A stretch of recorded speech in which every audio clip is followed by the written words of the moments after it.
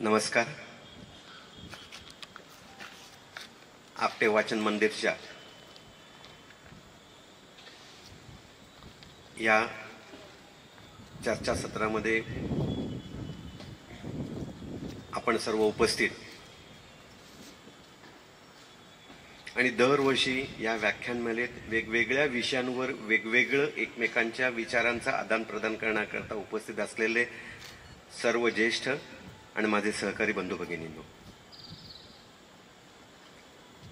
आजकालच्या आपल्या कामकाजाच्या पद्धतीमध्ये आणि कामामध्ये आपण काय काम करतोय, कशा करता करतोय, बरोबर करतोय का नाही, हे क्षणभर थांबून मागं वळून बघण्याकरता विचार करण्यासुद्धा करता आपल्याला वेळ राहिलेला नाही. आणि अशा वेळेला ज्या सहकारांनी आपल्याला खरंच समृद्धी आणली आणि तो जो सहकार या पश्चिम महाराष्ट्रामध्ये आणि विशेषतः कोल्हापूरमध्ये रुजला, तो खरंच चिरंतनचा विचार होता, आहे आणि राहील का, अशी आपल्या सगळ्यांच्या मनात खूप मोठी शंका आहे. सहकार क्षेत्रामध्ये विविध प्रकारच्या उद्योग आणि व्यवस्थापन ही गेली 100 वर्ष काम करतात.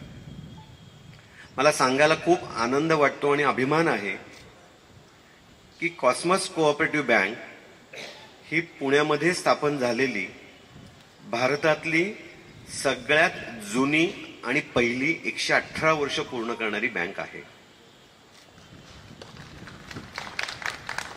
सहकार हे असं क्षेत्र आहे की ज्याच्यामध्ये आपण समाजाकरता काही देण्याची एक मोठी व्यापक संधी आपल्याला असते. 118 वर्षामध्ये ही कॉस्मॉस बँक कोणाची, कुठल्या कुटुंबाची, कोणाची, कुठल्या विचारांची, असं कधीच आम्हाला कोणाला प्रश्न पडला नाही. वाहत्या प्रवाहासारखं स्वच्छ निखळ देत जाणारं एखादा प्रवाह असावा, त्याप्रमाणे कॉस्मॉस खळखळत गेली, वाढत गेली, जोडत गेली, लोकांना आणि प्रदेशाला समृद्ध करत आली. आणि म्हणून 118 वर्ष असं काम करून भारतातल्या 1400 बँकात 2 नंबरची सगळ्यात चांगली बँक म्हणून काम करू शकते. सांगण्याचा हेतू आहे की सहकार हा विचार जर का 100 वर्षापूर्वी उपयुक्त होता, लागू होता, तर बदललेल्या परिस्थितीमध्ये तो खरंच तितका उपयुक्त आहे का नाही. मोठ्या प्रमाणामध्ये मगाशी उल्लेख केला गेला की सहकाराची विश्वासार्हता ही कमी होऊ लागलेली आहे. सहकार हा आता उपयुक्त नाही. सहकारमध्ये आपलं स्वतःचं वैयक्तिक जीवन सॅक्रिफाईस करून इथं समाजाला काही देण्यासारखं विषयही राहिला नाही, देणारी व्यक्तीही राहिली नाही आणि घेणारी पात्रता असणारी लोकही राहिली नाहीत, असा एक मोठ्या प्रमाणावर समज विशेषतः गेली 20-25 वर्ष होऊ लागलाय. आणि त्यामुळे मग काय व्हायला लागलंय, तर सहकारितेवरचा विश्वास उडायला लागलेला आहे. ते आवश्यक नाही असे गणित मांडायला जायला लागले. आणि हे गणित मांडणं आजकाल अशा दृष्टीने सोपं झालंय की ते व्यावहारिकतेकडे झुकलं की 2+2 जसे 4 होतात, तसे हे अव्यावहारिक आहे असं सांगून त्याच्यापासून सुटका मिळवण्याचा खूप मोठ्या प्रमाणात प्रयत्न चालू झाला आहे. खूप सहकारी संस्था खूप चांगल्या होत्या, वाढल्या, 25, 50, 60, 80 वर्ष झाल्या आणि धडाधड 2, 4, 5, 7 वर्षात कोसळल्या असं आपल्याला माहिती आहे. आमच्या सहकारी बँकिंग क्षेत्रात जर का म्हणायला गेलं तर 2001-2 मध्ये 2100 सहकारी बँका होत्या, आता फक्त 1400 उरल्या. मग या 2100च्या 1400 उरल्या, 700 म्हणजे जवळजवळ 1/3 बँका कमी झाल्या. ही गरज होती म्हणून, ही कमी होण्याची गरज होती म्हणून कमी झाल्या का त्या व्यवहार चालवल्या नाही म्हणून कमी झाल्या, त्याची उपयुक्तता कमी झाली, त्याची समाजाला निकड किंवा गरज राहिली नाही म्हणून कमी झाल्या? याचा खरंच खोल विचार करण्याची आणि अभ्यास करण्याची आता वेळ आलेली आहे. कालांतराने बघता बघता स्पर्धेच्या युगामध्ये माझा बराचसा रेफरन्स हा बँकिंग क्षेत्राशी संबंधित असणार आहे. कारण सहकारी क्षेत्रामध्ये खूप उद्योग हे वर आले, उगवले, थांबले आणि अपवादात्मक काही हे अति उंचीवर गेलेले आहेत. ते अति उंचीवर का गेले हे जर का समजून घेतलं तर ते फक्त त्या विषयापुरते अति उंचीवर गेले असं नाही. उरलेल्या सर्व ठिकाणी जिथे जिथे सहकार्याचं वैशिष्ट्य आणि महत्व आपल्याला जपता आलं, टिकवता आलं, वाढवता आलं, तिथे सर्व ठिकाणी ते त्याच पद्धतीने लागू आहेत असं मला आपल्याला सांगायचं.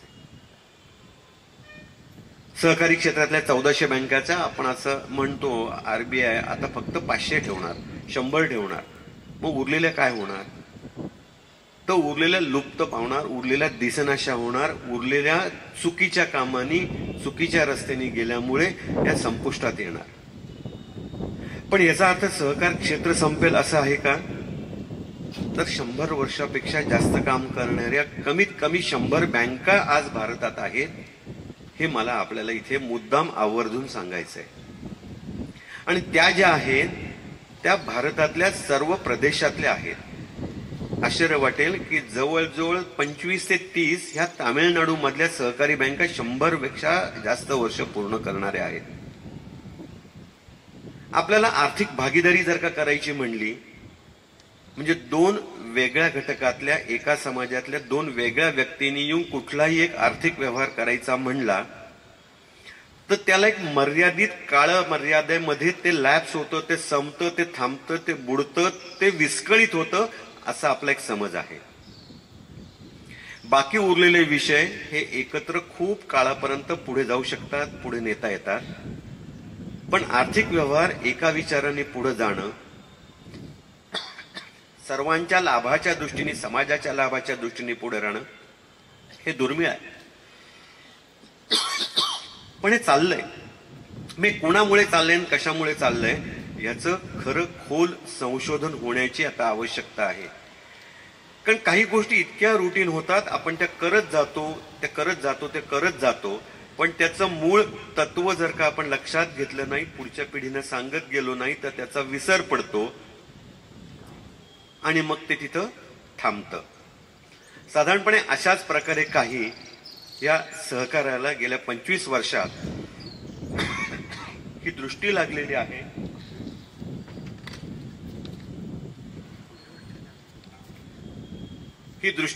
आणि त्यामुळे मूळ सहकाराची तत्व आम्ही विसरलो, म्हणून सहकाराची आवश्यकता संपली असं आपल्याला वाटायला लागलं. सहकारामध्ये चांगली लोक, चांगले विचार, चांगल्या कार्यपद्धती असा मी शब्द वापरतो, राहूच शकत नाहीत, असूच शकत नाहीत असं आम्हाला वाटायला लागलं आणि म्हणून सहकार संपला. मला कुठल्या एखाद्या इंडस्ट्रीची तुलना करायची नाहीये किंवा कुठल्या एखाद्या इंडस्ट्रीला किंवा बरोबर किंवा चूक म्हणायचं नाहीये. पण आपण ज्या भागात आता आहोत आणि ज्या भागात समृद्धीला कारण हा साखर उद्योग झाला आणि साखर उद्योगाची सुरुवात कुठल्याही पहिल्या सुरुवातीच्या काळामध्ये अतिशय मर्यादित हाताच्या बोटावर मोजण्या इतक्या कॉर्पोरेट्स, ज्याला आपण म्हणतो वैयक्तिक, खाजगी, कौटुंबिक किंवा शेअर होल्डरच्या अशा असणाऱ्या संस्था सोडल्या तर खरा प्रवास आणि खरी समृद्धी जी आली ती सहकारातनच ह्या साखर उद्योगाला आली. पण आजची जर का महाराष्ट्रातली आपण परिस्थिती बघितली तर साधारणपणे ढोबळमानाने 50% हे सहकारी साखर क्षेत्र राहिलेलं आहे आणि 50% हे उद्योजकांच्या हातात, उद्योगपतींच्या हातात, कॉर्पोरेटच्या हातात गेलेलं आहे. साखर उद्योग थांबला का? ऊस थांबला का? उत्पन्न थांबलं का? साखरेची गरज थांबली का? साखर कारखानदारी कमी झाले का? प्रोडक्शन कमी झाले का? यातलं काहीही कमी झालेलं नाही. मग काय झालं तर हे हस्तांतरण झालं. म्हणजे सहकारी क्षेत्रातल्या उद्योगाचं हस्तांतरण हे कॉर्पोरेट क्षेत्रातल्या काही उद्योजकांकडे झालं. हे उद्योजक कोण होते परत? हे उद्योजक कुठून परदेशातून आलेले नव्हते, हे कुठले वेगळे नाहीयेत, हे ह्याच विषयातले तज्ज्ञ लोक ज्यांनी अनुभवानी इथं आपण तयार झालो, तयार केलं आणि ही वस्तू इथे तयार होते, ही इथं खपते आणि आपण फक्त कॅटलिस्ट म्हणून काम करतो हे ज्यांना कळत होतं, अशा लोकांनी त्यांच्या ऑर्गनायझेशनची स्ट्रक्चर बदलली आणि ते सहकारातनं कॉर्पोरेटकडे गेले. हे फक्त साखर उद्योगात झालंय असं नाहीये, हे तुम्ही पेपर इंडस्ट्रीमध्ये आहे, हे मत्स्योद्योगात आहे, हे खूप उद्योगामध्ये आहे की जिथं हे असं हस्तांतरण सहकारातनं कॉर्पोरेट वर्ल्डमध्ये झालं. पण याचा परिणाम काय झाला, तर याचा परिणाम खूप मोठा वाईट परिणाम अशा अर्थाने झालेला आहे की त्याच्यामध्ये ही वाढ जी आहे, समाजाची वाढ जी आहे, जी पुढच्या उद्योजकाला आवश्यक असणारी सोर्स ऑफ एनर्जी असते, ती मर्यादित लोकांच्या हातात राहिली. पूर्वी जर का एखाद्या शुगर फॅक्टरीचे 1 लाख 2 लाख 4 लाख सभासद जर का होते, तर आता त्याच क्षेत्रातल्या एका आपल्याला साखर उद्योग जास्त जवळचा आणि कळतो म्हणून मी त्याचं फक्त उदाहरण देतोय, एवढाच फक्त संदर्भ ठेवावा, तर ते मोजक्या 5 लोकांच्या 7 लोकांच्या एका फॅमिलीमध्ये ते मर्यादित झालं. उद्योग तोच राहिला, पण ह्या उद्योगाची संसाधनं हा लिमिटेड लोकांच्या हातात आली आणि मग तिथून कुठंतरी ह्या उद्योगाशी संबंधित, ज्याला आपण स्टेक होल्डर लोक म्हणतो, त्या सर्व स्टेक होल्डरला कमीत कमी मेहनताना देऊन नफा कसा वाढेल, नफेखोरी कशी होईल आणि ती माझ्या वैयक्तिक, माझ्या कौटुंबिक, माझ्या गुंतवणूकदार जे 10 20 25 असतील त्यांच्या वापराकरता कशी येईल, अशा दृष्टीने वाहू लागली. जर का गेल्या 50-75 वर्षाच्या कुठल्याही उद्योगाचं जर का आपण बघितलं तर अशाच प्रकारे बदल होत आलेला आहे. मध्यंतरी असं म्हणलं जायचं की सहकारी बँकिंग त्याला चांगली लोक, चांगले संचालक न मिळाल्यामुळे, चांगले ट्रस्टी न मिळाल्यामुळे आता हे उपयुक्त नाही, त्यामुळे आता हे बंद करावं आणि फक्त प्रायव्हेट सेक्टर बँका, म्हणजे ज्या कंपनी कायद्याखाली नोंदणीकृत झालेल्या आहेत त्याच फक्त चांगल्या बँका चालवू शकतील, असं झालं.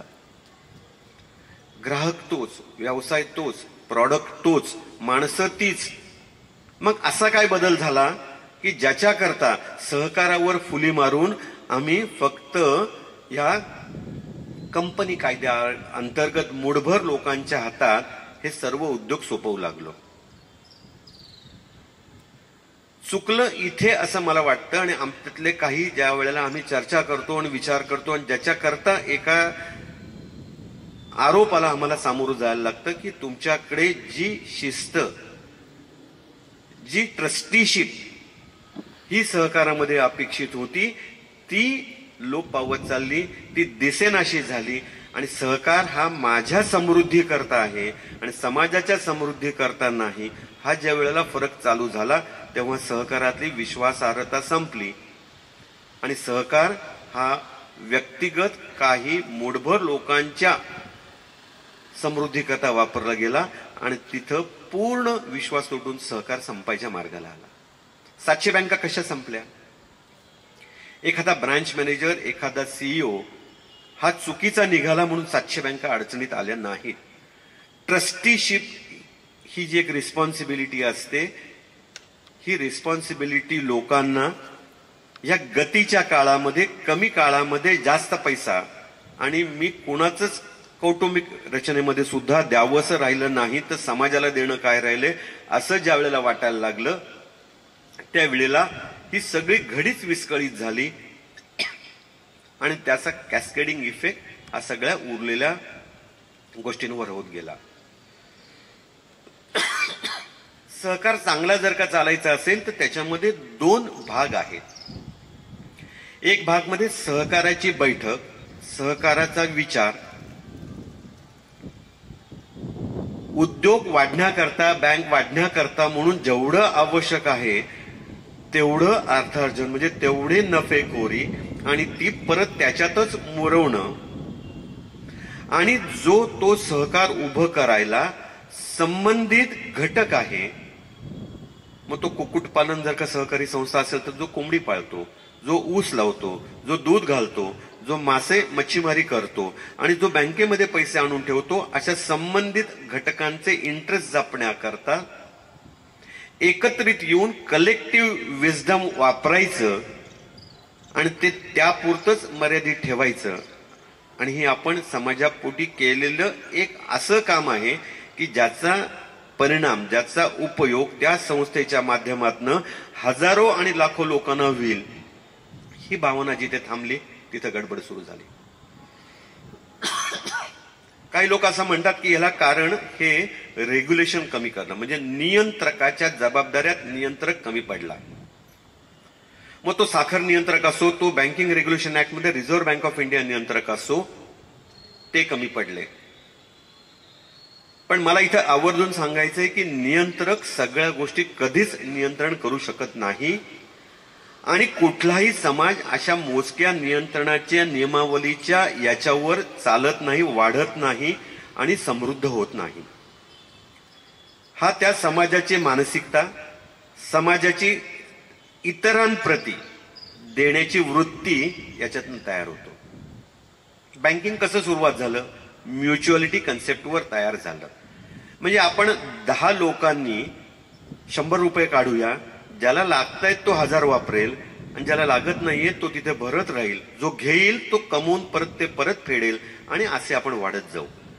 हाच विचार म्हणजे पैसा हे एक साधन होतं की जे एकत्र पुलिंग ऑफ रिसोर्सेस होतं, ऍडमिनिस्ट्रेशन एकत्र काम करणं होतं, गरज भागवणं होतं आणि गरज भागवून मी मोठा होणं आणि परत मी मोठा झाल्यानंतर माझ्या संस्थेला मी भांडवल स्वरूपात काहीतरी देणं, ठेव स्वरूपात काहीतरी देणं की जे दुसऱ्याच्या कामाला येईल. अशी ही प्रोसेस बँकिंग मध्ये होती, कुक्कुटपालनात होती, मत्स्योद्योगात होती, दूध व्यवसायामध्ये होती. आणि त्या प्रकारे हे सगळे व्यवसाय स्वातंत्र्याच्या मागं पुढं 50 वर्ष साधारणपणे 2000 पर्यंत हे आपल्याला मोठे होताना बघितले. पण त्याच्यानंतर ह्याच्यावर घाला कुणी घातला? आम्हीच घातला, कारण आम्ही निष्क्रिय झालो. नियंत्रण पद्धती निष्क्रिय झाली. म्हणजे मी असं म्हणेन की साखर नियंत्रक असतील किंवा बँकिंग रेग्युलेटर जर का असतील तर ते कमी पडले असं नसून आम्ही दुर्लक्ष केलं, आमच्या जबाबदाऱ्या आम्ही पार नाही पाडल्या आणि ज्यांच्या हातात सत्ता द्यायला नको हे संचालन पद करण्याची त्यांच्या हातात आम्ही दिले आणि आम्ही थोड्याशा ह्याच्याकरता जे दायित्व होतं त्याच्यापासून लांब राहिलो. त्यामुळे चुकीच्या माणसांच्या हातात देऊन मोकळं झालो. जसं आपण म्हणतो की लोकशाहीमध्ये सुद्धा लोकशाही चांगल्या लोकांच्या हातात व्हावी, हे असे लोक बोलतात की जे मतदानालाच जात नाही. ते मतदानाला गेले तर निश्चित लोकशाही चांगल्या लोकांच्या हातात राहील. त्याचप्रमाणे ह्या ज्या संस्था वाढत गेल्या त्यावेळेला मोजक्या लोकांच्या हातात राहण्यामध्ये समाजाप्रती मी तेवढं तरी देऊ लागतो. तेवढं तरी म्हणजे काय? एक मतदान 5 वर्षातनं येणारं किंवा ती जनरल बॉडी मीटिंग की जिथं मी माझ्या संचालकांना जाब विचारीन आणि त्यांचं कौतुक पण करीन. इथं जेव्हा आम्ही लांब गेलो तेव्हा हे प्रॉब्लेम सुरू झाले. पण हे कळल्यानंतर जसजशा धडाधड एक एक संस्था पडायला लागल्या तेव्हा त्याच्या कारणांचा शोध घ्यायला जेव्हा सुरुवात झाली तेव्हा त्याच्यामध्ये आणखीन एक बाब लक्षात आली. म्हणजे जसा काळ बदलत गेला, 100 वर्षापूर्वीचा काळ वेगळाच होता, 50 वर्षापूर्वीचा वेगळा होता आणि 25 वर्षापूर्वीचा काळ वेगळा होता. याच्यामध्ये स्पर्धात्मक युगामध्ये जास्त परफेक्शन, जास्त कॉम्पिटिटिव्हनेस ज्या वेळेला आला त्यावेळेला आमचे विश्वस्त हे त्याला अपुरे पडू लागले. हे तर दुसऱ्या बाजूचं हे करतोय की माझे खूप विश्वासाचे, हा मनुष्य खूप चांगला आहे, हे संचालक मंडळी 13 खूप चांगले आहेत, पण ते खूप चांगले आहेत, ते व्यक्ती म्हणून चांगले आहेत, सामाजिक बांधिलकी आहेत. याचा अर्थ ते या व्यवसायाकरता, या उद्योगाकरता, या उद्योगाच्या वाढीकरता संपूर्ण बॅलन्स निर्णय करण्याकरता योग्य आहेत असा अर्थ होत नाही. आणि तिथे आपली गडबड सुरुवात झाली. मग तिथं 2 प्रकार झाले, चुकीच्या लोकांच्या हातात जाणं किंवा खूप चांगल्या लोकांच्या हातात जाणं की ज्यांना व्यावहारिकतेची समज किंवा एखाद्या चांगल्या परफेक्शनची गरज किंवा बदलत्या काळानुसार पटापट दर 5 वर्षांनी बदल व्हायला लागले. असा जो काळ 1990-2000 पासून सुरू झाला तिथं आम्ही कमी पडलो. मी मुद्दाम तुम्हाला एक प्रसंग सांगेन की एक संस्था काय करू शकते की जर का हा बॅलन्स नीट राहिला तर ती किती मोठी होऊ शकते, नाही राहिला तर काय संस्था होतात, त्याचे जागृत सहज तुलना करता येईल असं आपल्याला मी एक उदाहरण सांगू इच्छितो. आपण परत अशा एका समृद्ध भागातले आहात की जिथं दुग्ध व्यवसाय हा खूप मोठ्या प्रमाणातला आहे. आपल्या देखत 50-60 वर्षामध्ये काही दूध संस्था चालू झाल्या असतील, काही मोठ्या प्रमाणात वाढल्या, काही प्रायव्हेटाईज झाल्या, काही बंद पडल्या. हा सगळा प्रवास आपण बघितला. का दुधाची आवश्यकता कमी झाली, दूध उत्पादन कमी झालं? काहीच नाही. बदल जो होत गेला त्या बदलानुसार माझे विश्वासार्ह संचालकांनी बदल आत्मसात केले नाहीत किंवा असा सक्षम अधिकाऱ्यावर ही जबाबदारी सोपवली नाही, म्हणून गडबड होत गेली. मी अतिशय माझ्या पंचकृषीतला चांगला विश्वासार्ह मनुष्य आहे. माझ्या शब्दाच्या बाहेर काम नाही. मला समाजात खूप चांगलं काम करायचं आहे आणि समाजाकरता करायचं आहे. यात वाटे हिस्सेकारी माझा घाम गाळणारा, डेअरी सांभाळणारा, गुरं सांभाळणारा माझा शेतकरी आहे, ही माझी भावना आहे. पण त्याचबरोबर हे करत असताना मला जे 1990, 2000, 2005, 2010 हे डेअरी उद्योगात जे बदल होत गेले ते जर का मी समजून घेतलो नाही आणि मीच परिपूर्ण आहे अशा जर का मी भ्रमात राहिलो तर तिथे मी चूक झाली. किंवा उरलेल्या लोकांनी अशा व्यक्तींना, अशा संचालक मंडळांना निवड करून देताना ह्याचीही समज असणारे यांच्याबरोबर लोक असायला पाहिजेत, विश्वासार्हतेचे आणि नवीन युगाबरोबर जाणारे लोक असायला पाहिजेत, तर संस्था ह्या कायम काम करत राहतात. इथे आपले गॅप पडले. मग आमच्या संस्थाचालक असायचे ते कायम 45, 50, 60 वर्षाचे की ज्यांना फक्त एक सामाजिक बांधिलकीची त्यांच्या लहानपणामध्ये सवय लागली आणि त्यांनी जे आदर्श बघितले ते करणारे होते. पण काळानुरूप बदल करणारे आणि व्यावसायिकता, व्यावहारिकता, प्रोफेशनलिझम न आणणारे निघाल्यामुळे संस्था कोलॅप्स व्हायला सुरुवात झाली. या ठिकाणी मला एक ह्याच डेअरी उद्योगातलं जगातलं 1 नंबरचं सगळ्यात मोठं जर का उदाहरण कुठलं असेल तर माझ्या अगोदर तुम्ही पटकन सांगाल की अमूल. अमूल ही आनंद हे जे गाव आहे गुजरात मधलं, तिथल्या दुग्ध व्यवसाय काम करणाऱ्या लोकांची छोटी साधी संस्था. आता आपण गेले 1 महिन्यापूर्वी ऐकलं असेल की त्रिभुवनदास युनिव्हर्सिटी कोऑपरेशन मधली नवीन स्थापन झाली आहे आणि यापुढे सहकारितेमध्ये काम करणारा कुठलाही कार्यकर्ता असेल, सेवक असेल, तर तो त्या युनिव्हर्सिटीचा सर्टिफाईड शिकलेला, त्या मुशीतनं बाहेर पडलेल्या, त्या मानसिकतेतनं तयार झालेल्या, ती तत्व पाळणारा, तत्व सांभाळणारा, तत्व समजणारा आणि त्याच्या उपयोगात आणणारा विद्यार्थी असावा की ज्यामुळे सहकारितेचा नीट योग्य प्रसार होईल. म्हणून त्रिभुवनदास युनिव्हर्सिटीची लोकसभेने नवीन कायदा पास करून ती युनिव्हर्सिटी स्थापन केली. आपण ऐकलं असेल किती स्पीडने ते काम झालं. हे का काम करावं असं वाटलं आणि का झालं तर त्याच्या मागे अमूल आहे.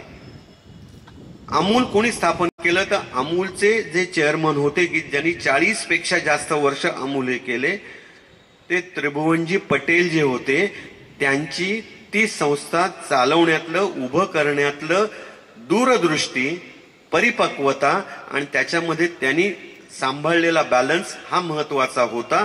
आणि हा मूळ सहकाराचा विजय आणि विचार जर का पसरवायचा असेल तर त्याच्या शिक्षणाची व्यवस्था करायला पाहिजे. कुठल्याही गोष्टी शिक्षणात सुद्धा होत नाहीत, शिक्षणाविना होत नाहीत, पण शिक्षण चांगल्या दर्जाचं असणं, त्याचबरोबर आजकालच्या याच्यानुसार ते सक्तीचंही असणं गरजेचं झालं. त्यामुळे जर का सहकार भारतात टिकवायचा असेल कुठल्याही क्षेत्रामध्ये, कुठलाही उद्योग असो, तो मच्छीमारी असो, तो दुग्ध असो, कापड असो, तो कापूस असो, शेतीतले आणखी शेती विक्री, बिहारमध्ये खूप मोठ्या प्रमाणामध्ये शेतीमालाच्या विक्रीवर खूप मोठ्या सहकारी संस्था आता पुढे येत आहेत. तो बँकिंग असो, अशा कुठल्याही याच्यामध्ये ती वृत्ती आणि ती समज येणारी लोक निर्माण होण्याकरता म्हणून आपले आदरणीय पंतप्रधान मोदी साहेबांनी या विषयाची खोल समज असणाऱ्या अशा सर्वात सक्षम त्यांच्या सहकारी अमितभाई शहांकडे सहकारिता मंत्रालय सोपवलं. 75 वर्ष 72 वर्ष होऊन सुद्धा ज्या सहकारितेच्या महत्व, ज्याच्या आधारावर भारताची इकॉनॉमी स्वातंत्र्यानंतर वाढली, त्याच्यापासून आम्ही जेव्हा दूर जायला लागलो आणि सर्व भारताची आर्थिक नाड्या, आर्थिक संस्था या मोजक्या लोकांच्या हातात यायला लागल्या, त्यामुळे समाजामध्ये एक खूप प्रभावशाली गट की ज्यांच्याकडे सर्व सत्तेची साधनं आहेत, आर्थिक व्यवस्थापन आहे आणि उपेक्षित गट, हे जेव्हा अंतर वाढायला लागलं, 50-75 वर्ष झाली, त्यावेळेला आपल्या लक्षात आलं की आपला मूळचा सहकाराचा जो विषय होता की ज्याच्यामध्ये सगळ्यांनी काम करावं, सगळ्यांनी योगदान द्यावं आणि त्याच्यातनं येणारा वाटा हा आवश्यक तिथे ठेवून आपापले समृद्धी करावी आणि समाजाची समृद्धी उद्योगाबरोबर होत जावी, त्या प्रदेशाला त्याची समृद्धी मिळावी, त्या व्यवसायाला मिळावी, त्या सर्व घटकांना मिळावी, हे जे विसरलं ते परत आणण्याकरता म्हणून या सहकाराची सगळ्यात मोठी जबाबदारी अमितभाई शहांसारख्या सगळ्यात सक्षम राजकीय पुढाऱ्याकडे दिली. आपण असं म्हणतो की कुठल्याही गोष्टीचा जर का यश यायला हवं असेल तर त्याला राजकीय इच्छाशक्ती लागते, राजकीय सामर्थ्य लागतं. ज्या वेळेला हे मंत्रालय तयार केलं गेलं तेव्हा आपल्याला कदाचित त्याचं महत्व लक्षात आलं नसेल, महत्व वाटलं नसेल की एवढं मोठं मंत्रालय आणि ते त्यांच्या हातात का. 140 कोटी जनतेचं, मोजक्या इंडस्ट्रियलिस्ट लोकांनी, मोजक्या बीएससी आणि एनएससीच्या कंपन्यांनी देश चालवणं आणि एवढी मोठी 100 कोटीपेक्षा जास्त जनता समृद्ध करणं, त्यांच्या पद्धतीने, त्यांच्या कष्टाच्या, घामाच्या, योगदानाच्या बदल्यात समृद्ध करणं, हे फक्त सहकारानेच शक्य आहे. हे अमूलने दाखवून दिलं होतं, हे जवळनं अमितभाई शहाने बघितलं होतं, हे मोदींनी अनुभवलं होतं, हे भारताने अनुभवलं होतं आणि त्याचं पुनरुज्जीवन करण्याकरता म्हणून ही सगळी, ज्याला आपण म्हणतो की शासकीय रचना जी आहे ती तयार केली गेली. याच्यामध्ये मूळ एक गाभा असा होता अमूलची. मी मगाशी स्टोरी सांगितली, त्याच्यामध्ये काही डेऱ्या आपण म्हणलो तसं छोट्या होत्या, छोट्या राहिल्या, थांबल्या, संपल्या, काही हस्तांतरित झाल्या, काही कॉर्पोरेट्स मध्ये गेल्या, म्हणजे कंपन्यांमध्ये गेल्या, आपल्या आजूबाजूला दिसतात आपल्याला आणि ते चांगले उद्योग व्यवसाय करतायत, पण त्या कधीच अमूलच्या जवळपास, अमूलच्या तोडीच्या होऊ शकल्या नाहीत. अशा कित्येक सहकारी दुग्ध संस्था एकत्र केल्या तरी अमूल त्याच्या 100 पट 1000 पट पुढे राहील. हे काय झालं हे आपण समजून घेतलं पाहिजे. सहकारी तत्वावर काम करताना, कुठलीही संस्था चालवताना जर का आम्हाला बँक चालवायची असेल तर आम्ही सहकारी तत्वावर बँक चालवायची, याचा अर्थ सर्वांच्या समान लाभाकरता आणि कुणाच्याच लाभाकरता नाही आणि प्रॉफिटिअरिंग न करता, नफा न कमवता चालवावं, असं जर का गैरसमज असेल तर तो सगळ्यात मोठी घोडचूक आहे. पण ते कमवणं, त्याचं रास्त प्रमाणात आवश्यक त्या सर्व घटकांना वाटप करणं आणि मोठा वाटा हा तिथेच रुजवणं आणि त्याच्यानी आणखीन स्ट्रॉंग होणं, आणखीन स्ट्रॉंग होणं, आणखीन स्ट्रॉंग होणं, हे तत्व अपेक्षित आहे. आणि मला सांगायला तुम्हाला इथे विशेष वाटतं की ज्याला आपण असं म्हणतो की प्लाविंग बॅक ऑफ प्रॉफिट, म्हणजे मी जो प्रॉफिट कमवला त्यातला 10-20% वाटला आणि 80-90% परत सक्षम होण्याकरता, परत सक्षम होण्याकरता, परत सक्षम होण्याकरता, आणि त्याचबरोबर मी पसारा वाढवत जाण्याकरता जास्तीत जास्त समाजातले गट, याचे फायदेशीर घटक कसे होतील याकरता वाढवणं, हे जसं बँकिंगमध्ये आणि तसंच डेअरीमध्ये आहे. म्हणून आनंदच्या एका गावातल्या डेअरीचं दूध आज आपल्या प्रत्येकाच्या हातात आहे किंवा त्याचा वेगवेगळा प्रॉडक्ट आपल्या हातात आहे. ही दूध आपण फक्त मिल्किंग करायचं आणि दूध विकायचं असं जर का केलं असतं तर त्या गावातले ते जे डेअरी होती त्यावेळेला एक ब्रिटिश डेअरी तिथलं दूध कलेक्शन करायची. दूध कलेक्शन माझ्यापेक्षा आपल्याला चांगलं कळतं, तर अमूल कधी अमूल होऊ शकलं नसतं. पण त्रिभुवनजीबाई पटेलनी समाजाच्या उदारात वाढ होण्याकरता आणि त्याच्यामधले प्रगती करण्याकरता माझ्या माणसाला दुधाला पैसे जास्त मिळावेत म्हणून संस्था चालक तेच राहतील आणि ते पुढचं महत्वाचं आहे, डेअरी कसे चालवतील हे ठरवतील, ही चूक केली नाही. त्यांनी माझ्या सामाजिक जबाबदाऱ्या पार पाडण्याकरता, लोकांच्या विश्वासार्हतेकरता आणि इथं एका दिशेने लोकांना घेऊन जाण्यापुरतंच माझं आणि माझ्या संचालक मंडळाचं काम आहे हे विचार केला. आणि मगाशी ज्याचा मी उल्लेख केला की जिथं आम्ही कमी पडलो, की सातत्याने होणाऱ्या बदलाकरता चांगला व्यक्ती जर का सक्षमपणे त्याची ऍक्सेप्टन्स लेवल नसेल, त्याला ती दूरदृष्टी नसेल, तरी संस्था अडचणीत येते. अशा उरलेल्या संस्था अडचणीत आल्या. वेराज त्यांनी कुरियन सारख्या, ज्यांनी एक केरळी मनुष्य गुजरातमध्ये जाऊन ज्याला गुजराती भाषाही येत नाही, अशा माणसावर विश्वास टाकला आणि त्या माणसावर विश्वास टाकून ती डेअरी वाढवली. म्हणून आज अमूल जगातलं 1 नंबरचं सगळ्यात मोठं सक्सेसफुल पेरिशेबल प्रॉडक्टचं एंटरप्राइज झालेलं आहे. इतक्या कमी शेल्फ लाईफच्या अशा प्रॉडक्टचं जगात एवढं मोठं होणं हे शक्य नाही आणि भारतासारख्या देशात तर बिलकुल शक्य नाही. असं ज्या वेळेला लोकांची कल्पना होती त्यावेळेला याच मुठभर लोकांनी एवढा हा पसारा वाढवला. कारण का तर त्यांना कळत होतं की विश्वासार्हता, लोकांची ट्रस्टीशिप आणि एक्सपर्टीज या 2 वेगळ्या गोष्टी आहेत. जर का व्यवसाय सोपवायचा असेल तर तो कुरियन साहेबांनीच करायला पाहिजे. हे ज्या वेळेला चेअरमनला कळलं त्यावेळेला तिथे एक मध्ये लाईन आली की हे तुम्ही सांभाळायचे आणि हे मी सांभाळायचं आहे. त्यावेळेला अमूल डेअरी तयार झाली. एक किस्सा असं सांगतात की भारताचे पंतप्रधान शास्त्री ज्या वेळेला अमूल डेअरीला व्हिजिट करायला गेले त्यावेळेला शास्त्रींचा आणि कोरियनचा इंग्लिशमध्ये संवाद झाला. कारण त्यांना इंग्लिश येत होतं, त्यामुळे इंग्लिशमध्ये त्यांनी संवाद केला. आणि शास्त्रींचा तो संवाद झाल्यानंतर त्या संचालक मंडळामध्ये एक तीव्र रागाची भावना निर्माण झाली की भारताचे पंतप्रधान एक चांगली डेअरी भेट देण्याकरता म्हणून आनंदला येतात. आमचा सीईओ, आमचा जो सगळ्यात चीफ ऑफिसर जो आहे तो त्यांच्याशी इंग्रजीमध्ये बोलतो. तो जे काय बोलतोय ते आम्हाला कळत नाही आणि तो जे सांगतोय त्याच्यावर शास्त्रीजींचं समाधान झालं. मग आपण आनंदचे जर का दुग्ध व्यवसायातले लोक आहोत तर हे आपण का खपवून घेतोय. मी छोटासा किस्सा आहे, सविस्तर अशा कथा सांगणार आहे. सविस्तर याचा अर्थ त्याचे खरं मूळ समजून घेण्याकरता. तर त्यावेळेला त्या व्हिजिट नंतर त्यांच्या संचालक मंडळामध्ये कुरियनच्या प्रेझेन्समध्ये ज्या वेळेला संचालक मंडळाची मीटिंग झाली त्यावेळेला सर्व संचालकांनी असा विचार मांडला की कुरियननी गुजराती शिकलं पाहिजे. कारण आपला दूध घालणारा प्रत्येक व्यावसायिक हा गुजराती बोलतो, त्यामुळे यांना गुजराती यायला पाहिजे. नाहीतर यांनी हे सोडून जावं, आपण आपल्या कुठल्या तरी एखाद्या माणसाला ही जबाबदारी द्यावी.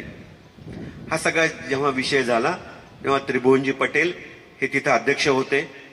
मीटिंगच्या मध्ये चर्चा झाल्यानंतर हे टिपण आहे, हे नोंदी आहेत, हे ठराव आहेत, हे मिनिट्स मध्ये लिहिलेलं आहे. हे मी आपल्याला अशा दृष्टीने ऑथेंटिसिटीने सांगतो आहे कारण 1 महिन्यापूर्वीच, तर म्हणजे 1.5 महिन्यापूर्वी अमित भाई शहांच्या घरी आम्ही बसलो होतो. मोजकेच 8-10 लोक, सहकार भारतीचे काही लोक, आम्ही असे एकत्र बसलो होतो. त्यावेळेला त्यांनी हा किस्सा सांगितला. त्यांनी त्यांचं डॉक्युमेंटेशन करून घेतलं आहे आणि ते गव्हर्नमेंट पब्लिश पण करणार आहे. तर त्यात त्यांनी असे सांगितलं, संचालकांनी ठराव आणला की ही शुड बी रिमूव्ड. आपल्याला गुजराती भाषिक, गुजराती बोलणारा, माझ्या डेअरीवाल्याशी भाषा कम्युनिकेशन करू शकणारा असा सीईओ पाहिजे किंवा त्यांनी इंग्रजी सोडून त्यांनी गुजराती शिकलं पाहिजे. त्रिभुवनजींनी मीटिंगच्या वेळेला विषयावर विषय थांबवला. बाकी विषय उरकूया म्हणले आणि त्यांनी ते बाजूला ठेवून दिला विषय.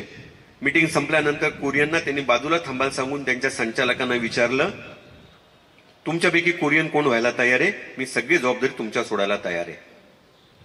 आपल्याला कुरियन केरळवरून येऊन हा व्यवसाय करायला नकोत, आपण तुमच्यावर सोडूया.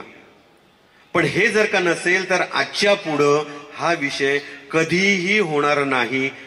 कुरियननी कुरियनचं काम करायचं आहे आणि त्यांना फ्रीली काम करून देण्याची जबाबदारी आपली आहे. त्यातच आपल्या लोकांचं हित आहे. आपल्या लोकांचं हित आपण समजून घेऊया. आपल्याला लोकांचं हित करायचं आहे का आपला स्वाभिमान किंवा आपल्या मर्यादित आशा अपेक्षा पूर्ण करायच्या आहेत? का उद्योग वाढवायचा आहे? उद्योग जर का वाढवायचा असेल तर तो केरळीच तिथे मनुष्य पाहिजे की ज्याला यातलं ज्ञान आहे आणि जो या साध्या दुधाच्या काही ठराविक तास टिकणाऱ्या वस्तूचे प्रॉडक्ट तयार करून इंडस्ट्री तयार करून एवढी मोठी इंडस्ट्री उभी करतो आहे. आणि तो इंग्लिशमध्ये पंतप्रधानानं जर का आपण काय काम चांगलं काम केलं होतं सांगतोय तर आपल्याला अशाच माणसाची आवश्यकता आहे. आणि यापुढं त्यांना जोपर्यंत काम करायचं आहे तोपर्यंत अमूल डेअरीचे सीईओ तेच राहतील हे ठामपणे एका चेअरमननी सांगणं म्हणजे सहकार जपणं आहे. जर का त्या चेअरमननं असं वाटायला सांगितलं असतं की हे बघतात करतात हे मलाही जमेल किंवा मी आणीन किंवा मी तसं आयर करीन किंवा माझ्यातल्या कुणाला तरी किंवा माझ्यातल्या समाजातल्या पुढच्या जनरेशन मधल्या कुणाला तरी देईन तर अमूल आज ही उत्पादनं घेऊन जागतिक स्तरावर जाऊ शकला नसता. त्यामुळे हा जो प्रोफेशनलिझम जो आहे हा जो व्यक्तीला काम करण्याचं स्वातंत्र्य देण्याचा अधिकार जो आहे तो ज्या वेळेला गेल्या 25-40 वर्षामध्ये आम्ही गमावला आणि त्याच्यावर सुद्धा नियंत्रण आणलं त्यावेळेला सहकार संपला. सहकारामध्ये सगळ्या बँका ज्या अडचणीत आल्या त्या ज्या वेळेला संचालकांनी लोकनियुक्त संचालकांनी जे शेअर होल्डरनी निवडून दिले त्या संचालकांनी चेअरमनचं आणि संचालकाचं काम सोडून ज्या वेळेला एमडी आणि सीईओचं काम चालू केलं एमडी आणि सीईओचं काम त्यावेळेला सहकार अडचणीत आला.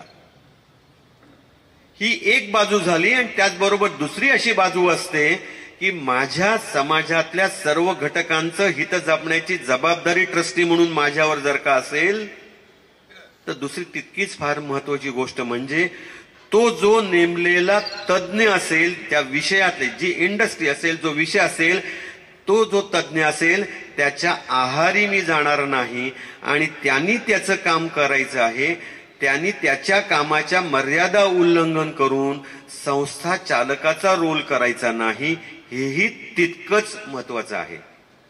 मी बँकिंग फील्डमधली काही उदाहरणं किंवा विषय आपल्याला घेऊन असं सांगेन की या जर का 2100 पासून 1400 पर्यंत 700 बँका जर का अडचणीत आल्या असतील तर त्यातल्या 400 ते 500 बँका ट्रस्टीशिप मध्ये कुठंतरी दगाबाजी किंवा कमतरता क्षमता कमी म्हणून जर का झाल्या असतील तर 200 बँका या सीईओनी या प्रोफेशनल माणसांनी या लोकनियुक्त प्रतिनिधींवर दडपण आणून त्यांचं जेव्हा काम करायला सुरुवात केलं तेव्हा समाज हित जपण्याची जबाबदारी त्यांची ही जेव्हा ते विसरले आणि यांनी त्याच्या क्षेत्रामध्ये अतिक्रमण केलं त्यावेळेला 200 बँका बुडलेल्या आहेत.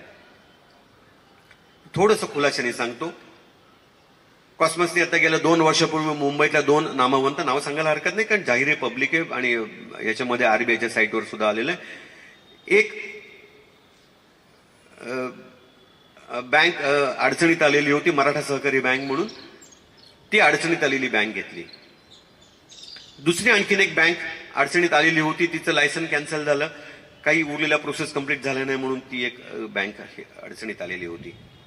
आणि तिसरी जी होती ती साताऱ्याची साहेबराव देशमुख म्हणून बँक होती.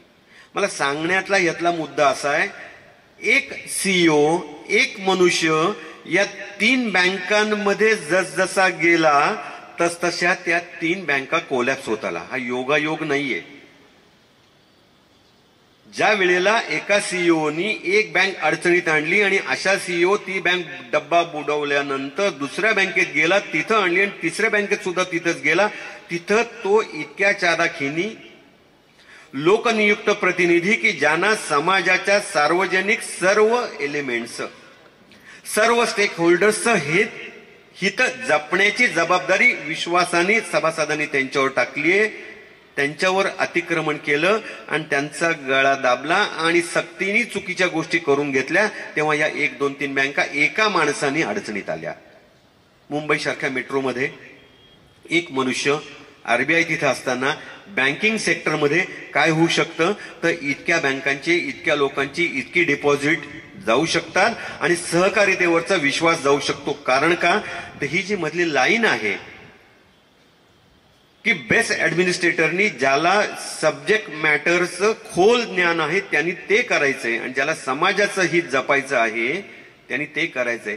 त्रिभुवनजींनी हे सांगितलं की आपण समाजाचं हित जपण्याकरता, समाजाची प्रगती करण्याकरता, आपल्या समाजाचा स्तर उंचावण्याकरता म्हणून आपण या इथे काम करत आहोत. आणि त्या प्रकारे जर का आपल्याला काम करायचं असेल तर आपण आपलं काम करत राहायला पाहिजे, त्यात दुसऱ्याला ढवळाढवळ नाही करू दिलं पाहिजे. आणि त्याचप्रमाणे दुसरं काम करणाऱ्या माणसाला त्याच्या कामामध्ये सुद्धा आपण कुठल्याही प्रकारचं दडपण आणून चुकीचं काम त्याच्याकडून करून घेतलं नाही पाहिजे.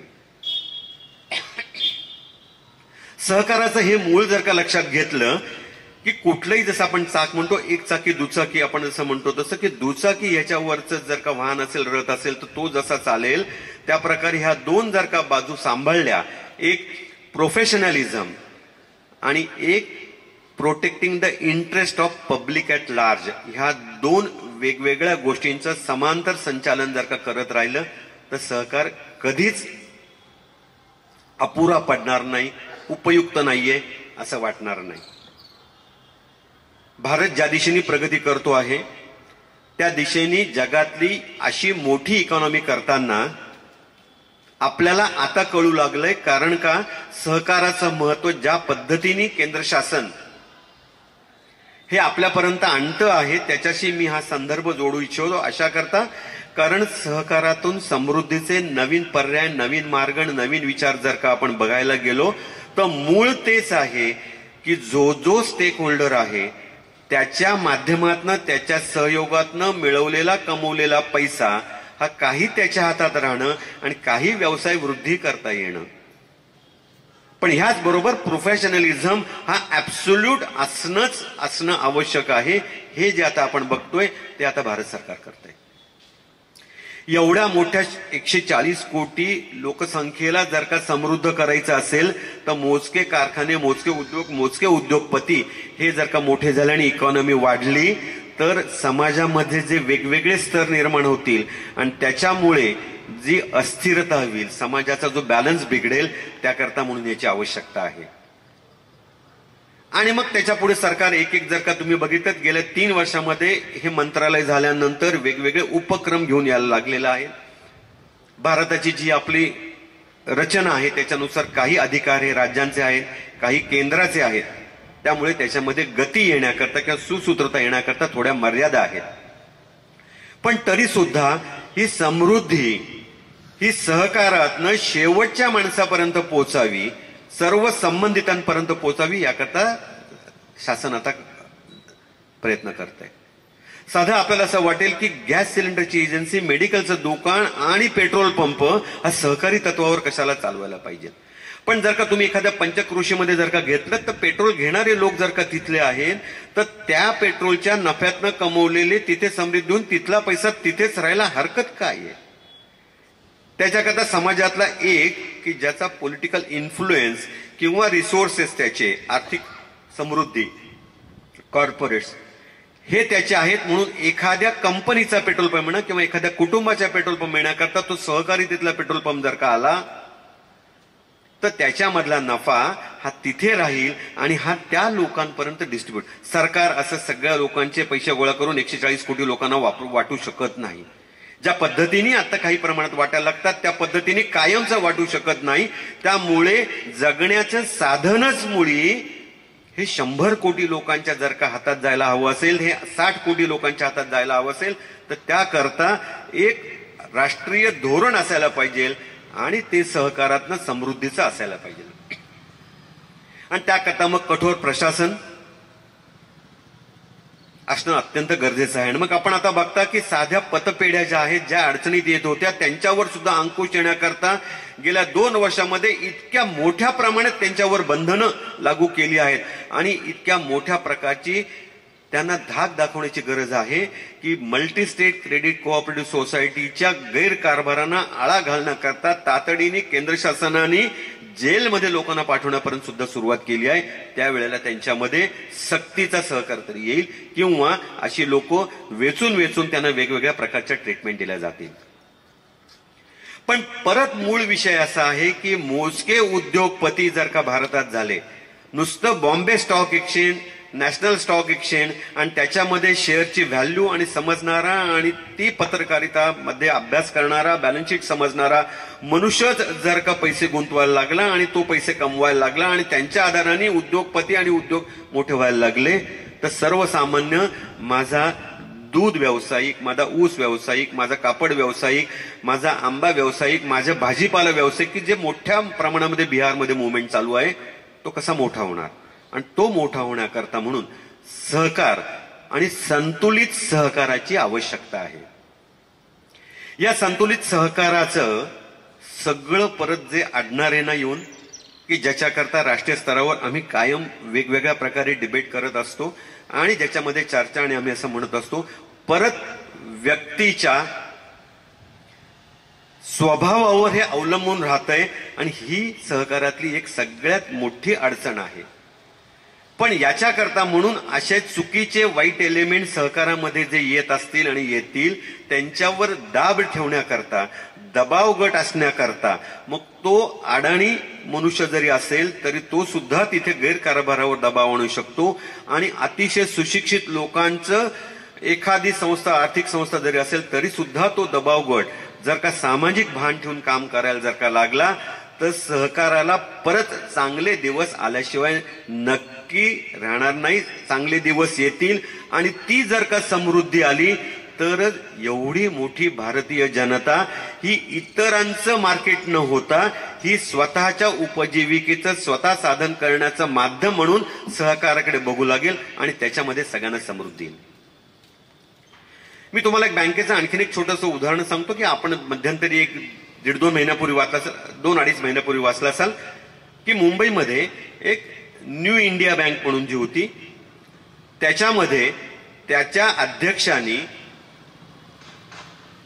122 का 125 कोटी रुपयाची रोकड गेल्या 5 वर्षामध्ये, जे आता डिटेक्ट झालं त्याच्यावर गेल्या 5 वर्षामध्ये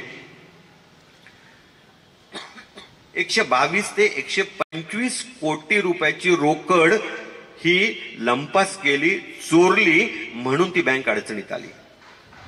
2,500 कोटी रुपयाची डिपॉझिट असणाऱ्या त्या बँकेला वाईट दिवस एका माणसाने आणि त्याचा एक विश्वासू सीएफओ किंवा कॅशियरच्या मदतीने एवढी मोठी चोरी केलेली कोणाच्याच लक्षात येऊ नये इतकं जर का आम्ही आंधळे वागायला जर का लागलो,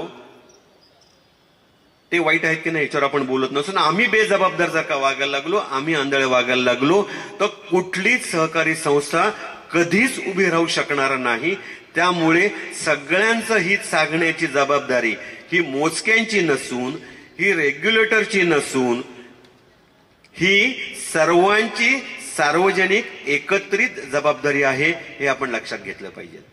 मी त्या मुद्दाम बँकेच्या विषयातलं क्षेत्राचं उदाहरण साधं आपल्याला समजण्यासारखं आहे म्हणून मी आपल्याला इथे थोडंसं उल्लेख करून सांगेन की सामाजिक भान ठेवण्याची जबाबदारी, ज्या वेळेला माझ्याकडे असे मेडिकल शॉप येईल, ज्या वेळेला पेट्रोल पंप येईल, ज्या वेळेला माझ्याकडे ग्रामीण भागामध्ये असे उद्योग येतील, त्यावेळेला ते कल्चर जर का मला डेव्हलप करायचं असेल आणि आपल्या सगळ्यांच्या हिताकरता आपल्या सगळ्यांनी थोडं थोडं हातभार लावायचा आहे, खारीचा वाटा ज्याला म्हणतात तो उचलायचा आहे, आपण जागरूकपणे काम करायचं आहे. हे जर का केलं तर त्यातल्या चोऱ्या माऱ्या जर का झाल्या नाहीत तर सहकार मोठा होऊ शकेल. या मोठ्या चोरीबद्दल सांगतो.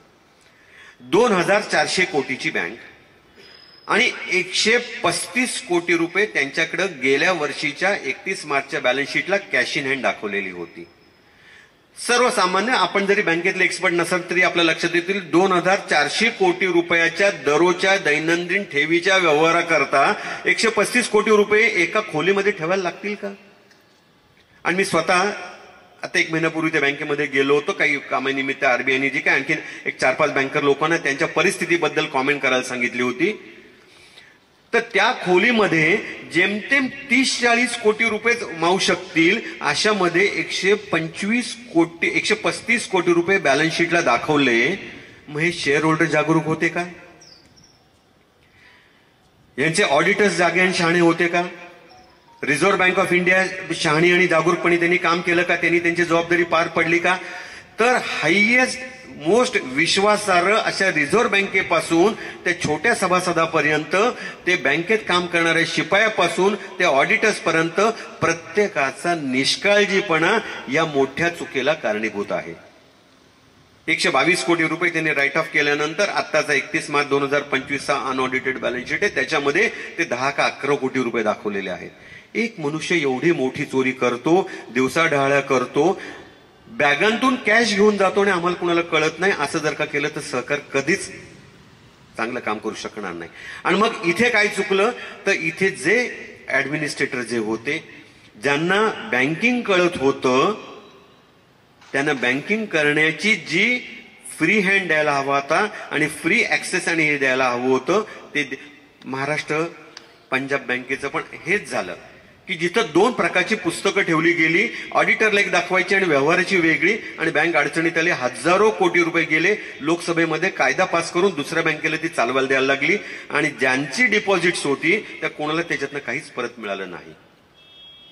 पण ज्या वेळेला लोकांचं हित बघण्याची जबाबदारी असणारे लोकांनी निवडून दिलेले प्रतिनिधी हे व्यावसायिकतेचे आम्हाला समज आहे असं गैरसमज करून व्यावसायिकतेची जबाबदारी उचलतात, किंवा व्यावसायिकतेची जबाबदारी असणारे हे ज्या वेळेला लोकांच्या हिताची जबाबदारी उचलतात त्यावेळेला जी गडबड होते ती जर का होऊ दिली नाही तर सहकारासारखा दुसरा बेस्ट सोल्युशन नाही. तुमच्यातले किती लोक शेअर्स मध्ये गुंतवणूक करतात सांगा, किती लोक म्युच्युअल फंडामध्ये गुंतवणूक करतात सांगा, पण तुमच्या संबंधित प्रत्येक जीवनातल्या तुम्ही ज्याचे खरेदीदार असाल, ज्याचे गुंतवणूकदार असाल, ज्याचे उत्पादक असाल, त्या प्रत्येकाच्या मध्ये तुमचा जर का मग ग्राहक भांडार जर का असेल ते सहकारी तत्वावर जर का चाललं तर मी किराणा खाजगी दुकानात घ्यायचं, मॉलवाल्या कॉर्पोरेटकडे घ्यायचं का सहकारी तत्वावर मी बाजारातला माझा किराणा खरेदी करायचा, हे जरी आपण करत राहिलो तरी या आर्थिक समृद्धीचं समान वाटप होण्याकरता सहकारासारखा दुसरा कुठलाही पर्याय राहणार नाही. हे आपल्याला जर का समजलं तर मला असं वाटतं की या येणाऱ्या पुढच्या काळामध्ये भारतीय समाज हा सक्षम, समृद्ध आणि एका दिशेने सर्वांना बरोबर घेऊन जाणारा हवा असेल आणि समाजामध्ये अंतर जर का पडायला नको असेल तर सहकारामधून समृद्धी एवढा एकच पर्याय आहे.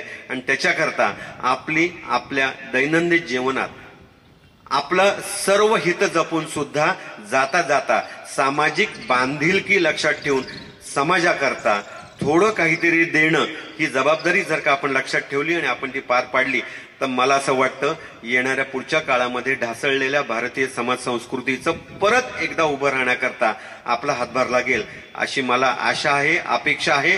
आणि त्याची सगळ्यात मोठी जबाबदारी आपल्यासारख्या सुजाण नागरिकांमध्ये आहे असं मला वाटतं.